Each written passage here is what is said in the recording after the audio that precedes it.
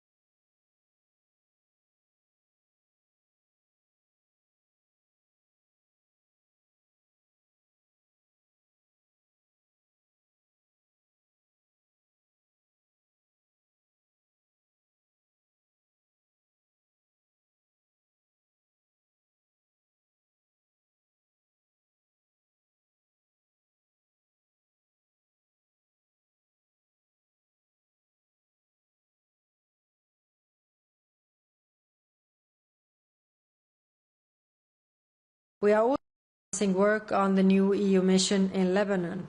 In Gaza and West Bank, the situation remains dire.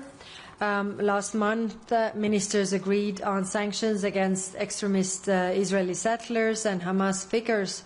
Many member states have also proposed to sanction Minister Ben-Gvir, but no consensus on that was reached today. On the issue of trade with illegal settlements, many member states called for proposals from the Commission. I will convey this request and ask the Commission to prepare, ahead of the next Foreign Affairs Council, a list of options for possible trade measures, including measures aimed at preventing imports of goods originating from illegal settlements. We will also seek the Commission's assessment on the scope of the issue related to the rules of origin. And lastly, on China, from distorting subsidies, growing trade imbalances, and a near monopoly of critical raw materials, the list of issues remains long. Reducing dependencies with China won't be easy or cheap, but it's necessary and urgent. Some member states have called on the EU to use our trade tools more forcibly. Today, ministers focus on the foreign and security aspects of our relations with China. Beijing remains a decisive enabler of Russia's war against Ukraine, and in response, we sanctioned several Chinese entities today.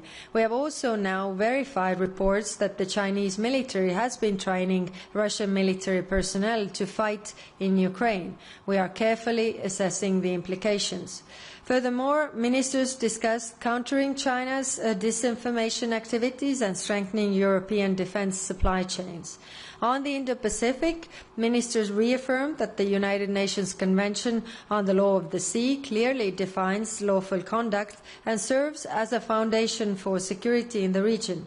All those issues require pragmatic dialogue with Beijing. There was unity among ministers that we will defend European interests. And later today we will also hold EU-Egypt Association Council. Actually, it's right after this press conference. But before that, I take your questions. Thank you.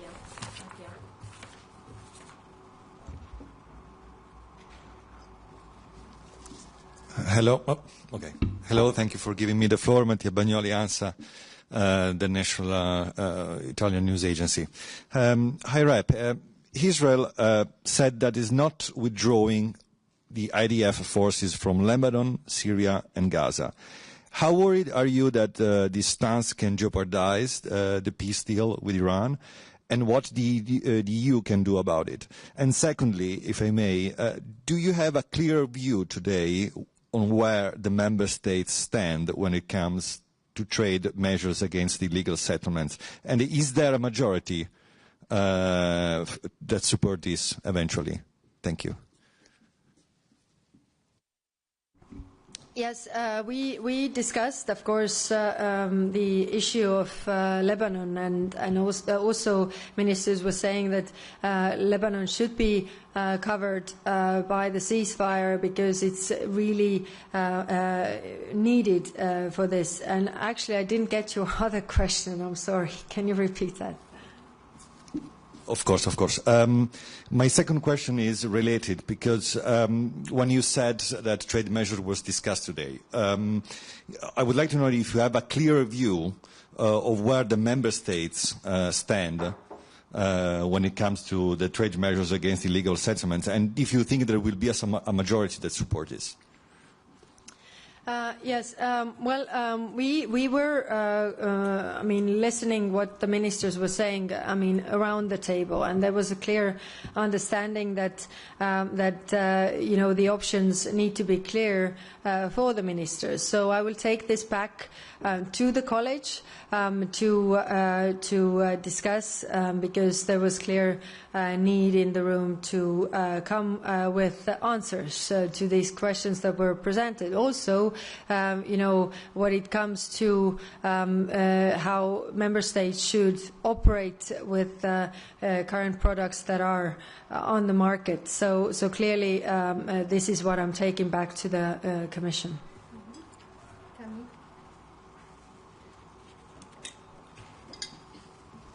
Yes, thank you. Camille Siré-Gessin from Agence Europe. This morning, Mr. Barrot, but also Mr. Macron said the Franco-British mission could be operated in a few days in the Strait of Hormuz. Is Aspides ready to operate with the mission? Thank you very much. Thank you. We have had intensive discussions on Operation Aspides. We didn't have it today, but we had it before with the foreign ministers as well as defense ministers. The good news is that we now have more ships also in the Operation Aspides. The focus of Operation Aspides is to be the Red Sea, as it is right now, as the Franco-German coalition then will operate in the Strait of Hormuz. And clearly, as the Houthis have also said that they will increase attacks, I think these two operations also go hand in hand and complement each other. Thank you.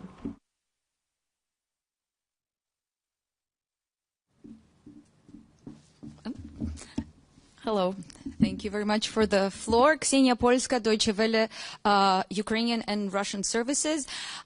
First, my question would be about something that you just mentioned about Russian culture and the interest of the European Union to prevent the representation of Russia, Russian artists, and so on the territory of the European Union. Well, as far as I know, tonight, Russian singer Anna Netrebko is going to perform right across the street from here. I just checked. It's sold out, wasn't canceled. So what's your comment on that?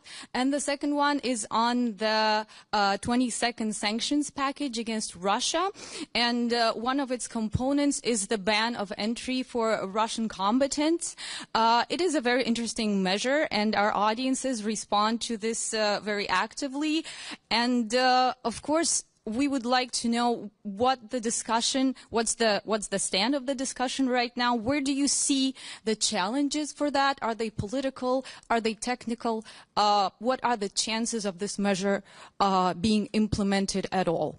Thank you. Thank you.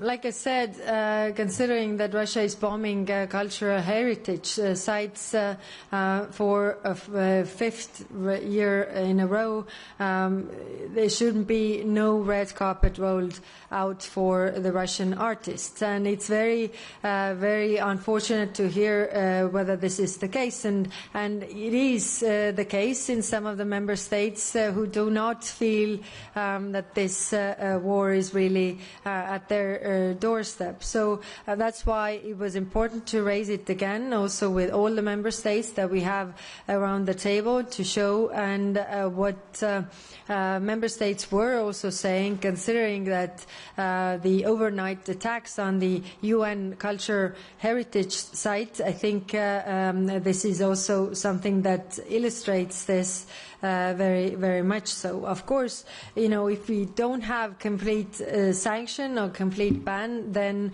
the member states are also deciding, but this is very, very unfortunate that this is taking place, if you say that it's true. We also saw what happened in Venice Biennale, so I think it's a valid lesson for everybody. The war is not over. Russia has not changed its goals. We should not act as business as usual with them. When it comes to the Russian combatants ban, now it is the Commission's proposal is on the table. We have the intelligence of people who have been fighting in the army. So clearly, I'm not visa or visa regulations expert, but I'm sure that it's possible to put a whole Schengen ban for these people. Complete list of these people who have been participating in the war, because it's not only a question of the war in Ukraine, it's actually the question of our own security, because these people who have been fighting against Ukraine coming to European territories, I'm sure will create a lot of problems here that we should avoid from the outset. Thank you.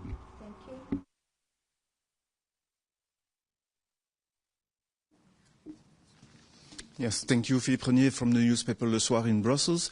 You mentioned last night Russian strikes on Ukraine. Do you see a kind of message from the Kremlin on the day of the opening negotiation of accessions of Ukraine to the EU? And secondly, did you discuss the EPF for Ukraine? Are there any news or decision regarding this file? Thank you. Thank you. Well, Russia is clearly sending a message that it doesn't want to end this war. Whether we are tying this to the Ukrainian decision about their future, I don't think that they should have a say about any other country's future but their own.